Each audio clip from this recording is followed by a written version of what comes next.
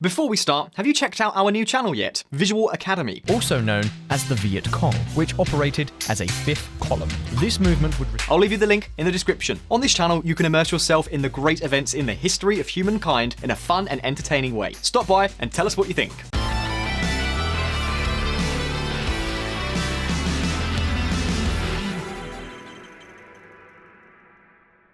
Dear friends, since the end of World War II, the friendship and political and military alliance between the United States and South Korea has been, along with Japan, the cornerstone of US diplomacy throughout Asia.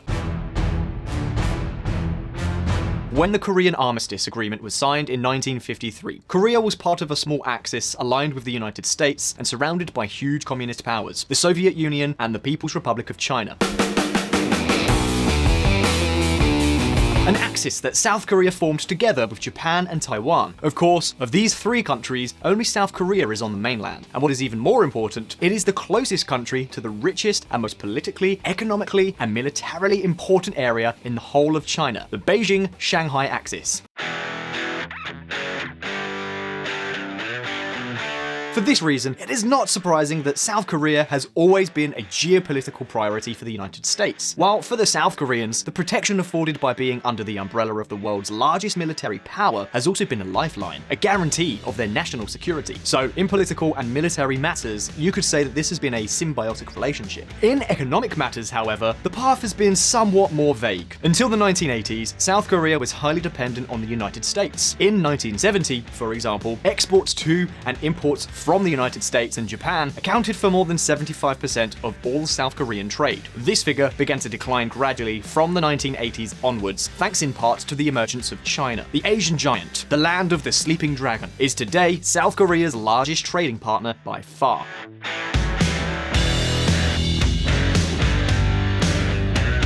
But wait a minute, because economic ties are not the only thing that has dwindled in the relationship between South Korea and the United States. The country known as the Land of the Morning Calm has for years been making trade-offs between what is good for its national security, which tilts it towards the United States, and what is good for its economy and its companies, which leans more in the direction of China.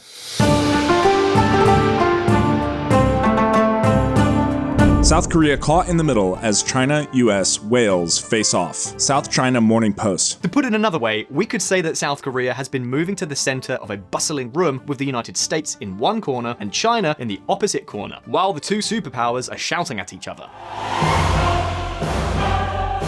That is more or less the challenge facing South Korean diplomacy in regards to the two giants of the modern world. Of course, China's growing influence is far from the only factor that explains the deterioration of US-South Korean relations. But what is it that has brought the long-lasting love affair between Seoul and Washington to its lowest point in living memory? Can the arrival of Joe Biden in the White House put the old relationship back on the right track? Well, let's take a look.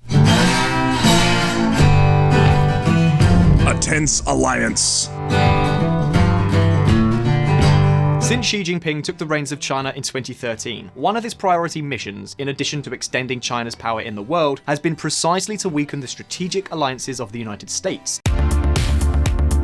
And since Japan is very difficult to deal with due to old historical and political disputes with China, South Korea has been the main target in their sights. Now, let's not kid ourselves here. The main stumbling block in US-Korea relations has not been Xi Jinping, but the United States of America itself. In particular, the 45th US President, Donald Trump. And I know what you're thinking. Trump again? Is he going to be blamed for everything? Well, everything. Obviously not everything, but what I can say, in this particular story, his role was decisive.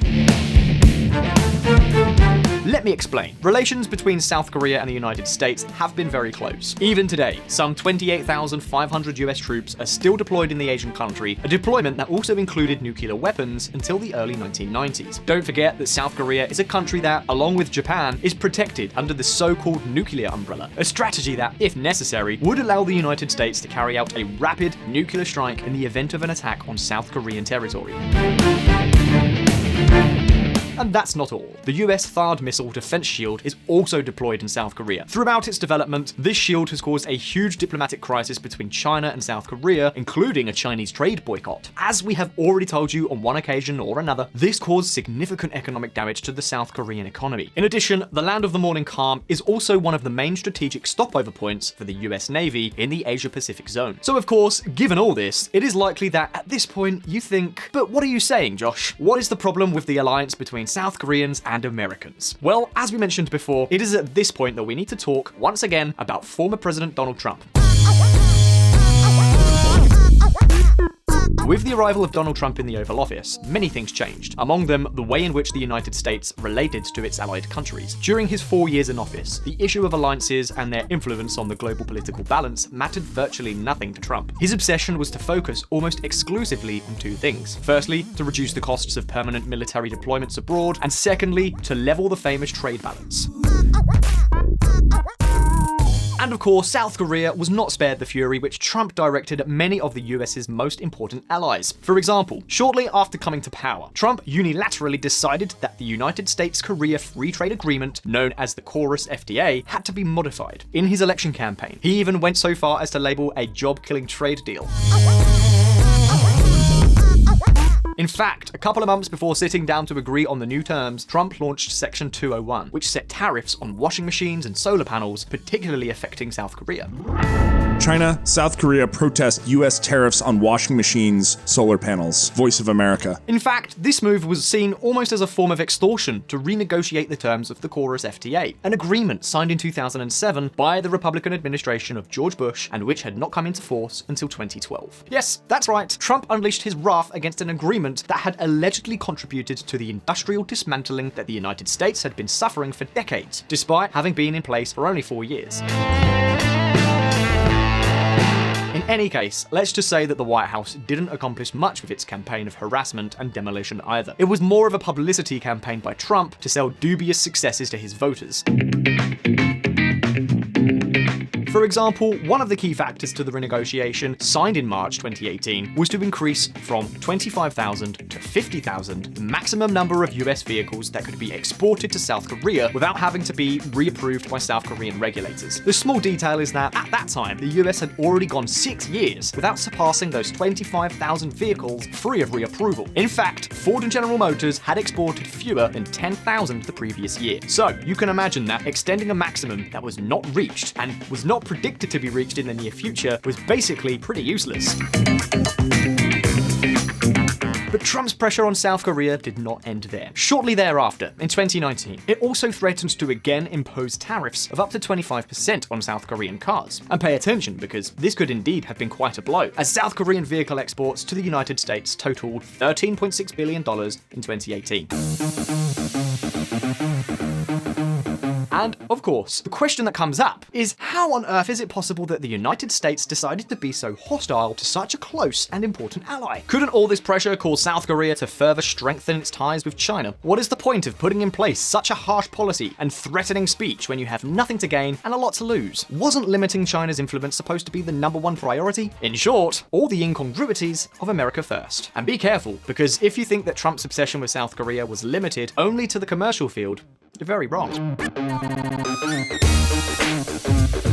As we mentioned, 28,500 US troops are deployed in Korea, the cost of which is shared between the two countries. Well, since 2018, this was also another of Trump's battlefields. You see, the previous cost agreement expired on December 31st of that year, so Trump saw this opportunity to make more money and score points with his base. And we're not exactly talking about pocket change. Trump wanted South Korea to move to paying $5 billion each year versus the roughly $850 million it had been paying previously. In other words, Trump was putting a nearly 600% increase on the table, even though he knew that this would be unacceptable to Seoul and violated the 1966 US-South Korea Status of Forces Agreement, Article 5, of which states that the United States bears the cost of deployment, except for issues such as suppliers and rites of passage. To make his point, the former US president did not hesitate to threaten South Korea with the withdrawal of all its troops, something that would have made the governments of China and North Korea very, very happy.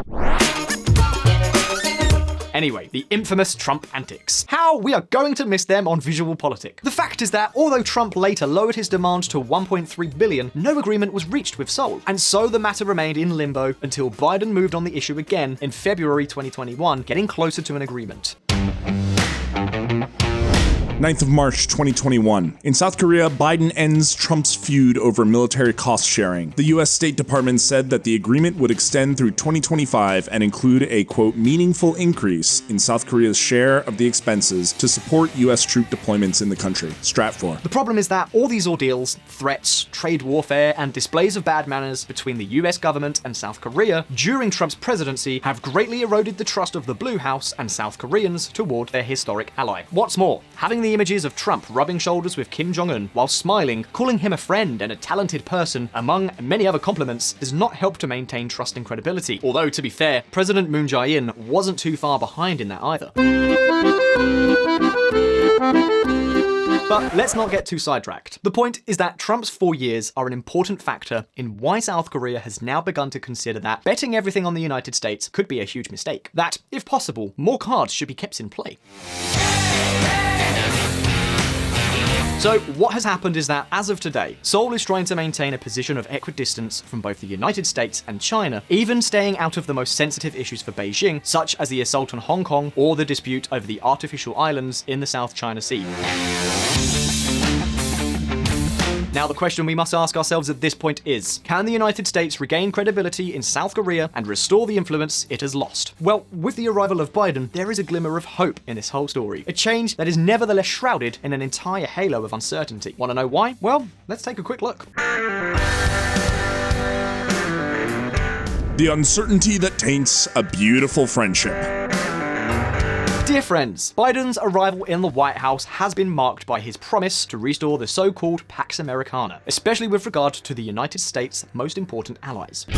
America is back. Diplomacy is back. When we strengthen our alliances, we amplify our power as well as our ability to disrupt threats before they reach our shores. America cannot afford to be absent any longer on the world stage. Joe Biden, President of the United States. The words sound good, but in what ways could Biden get relations with his South Korean ally back on track? Well, although it might seem counterproductive, the truth is that it is gambling specifically on China.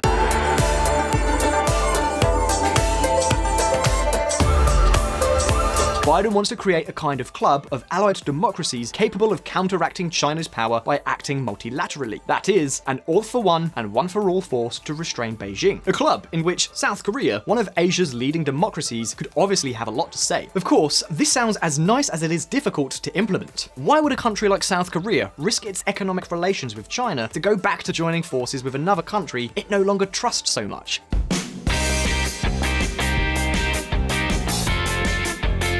Well, listen up, because there is a window of opportunity on the horizon. Moon Jae-in will leave the presidency in May 2022, because in South Korea, there is no re-election, and currently the conservative opposition, much closer to the United States, and with a more hostile position towards China, has a good chance to win. So what we have to do in this case is to wait. First to see what steps Biden will take in the coming months with respect to China and its allies in Asia, and then to see what happens in the South Korean elections next year.